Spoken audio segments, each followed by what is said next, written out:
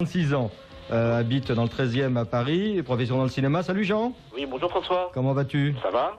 Alors qu'est-ce que tu voulais me raconter sur les 60s? Quelle est ton anecdote personnelle, ton souvenir? Bon, bah alors moi je voulais parler des années 64-65.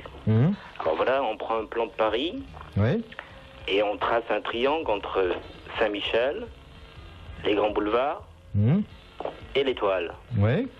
Bon, on laisse tomber Saint-Michel, on laisse tomber les grands boulevards. Alors où veux-tu en venir? Et on atterrit à l'Étoile. Ah d'accord. Voilà, alors l'Étoile, c'est quoi? C'est le drugstore. Le nouveau drugstore de Marcel Bleusen-Blanchet, oui. Enfin, c'est l'ancien drugstore. Ah oui, l'ancien, parce qu'il a brûlé depuis. Non, mais à l'époque, on est dans l'époque, là. C'est nouveau. Non, après qu'il ait brûlé. Oui, non, mais attends, on est en quelle année, là, dans ton histoire? On est en 64. Il n'a pas encore brûlé. Il n'a pas encore brûlé. Donc, c'est le nouveau drugstore. Oui, c'est ça. Voilà. Et disons, alors j'ai appelé surtout pour parler d'une boîte qui existait sur les Champs-Élysées qui s'appelait le Relais de Chaillot. Ah, le Relais de Chaillot, j'ai bien connu le Relais de Chaillot, comme disait Jacques Martin, c'est là où il y a une église.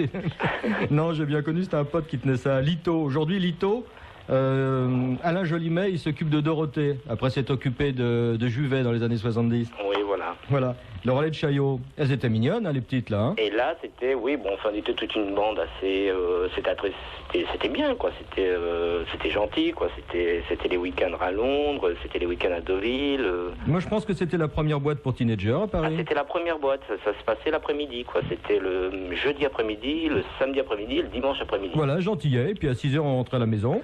Oui, on rentrait à la maison. Enfin, certains rentraient à la maison. Oui, des fois, on avait des adresses de boom, quand même. Et le soir, on allait dans les booms.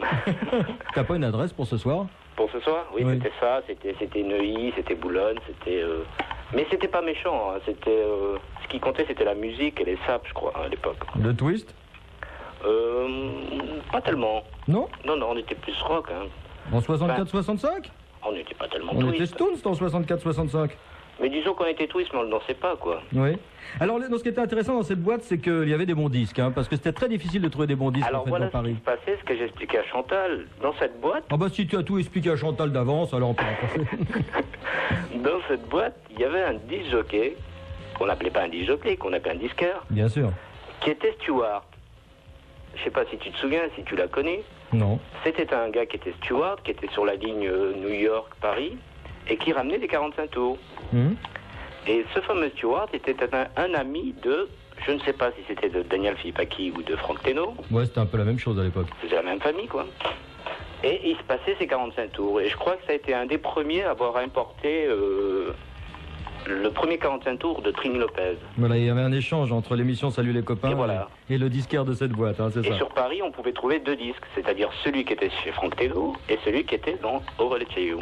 Merci pour tes souvenirs, Jean. Ok. C'est de l'ethnologie, ça, hein? Oh oui. On reste dans les 60s, à bientôt. Mais j'ai plein de trucs, hein. Oh, bah, à la prochaine. On se rappelle, hein? Ok. Version anglaise, version française, Marie Laforêt après le Dave Clark 5.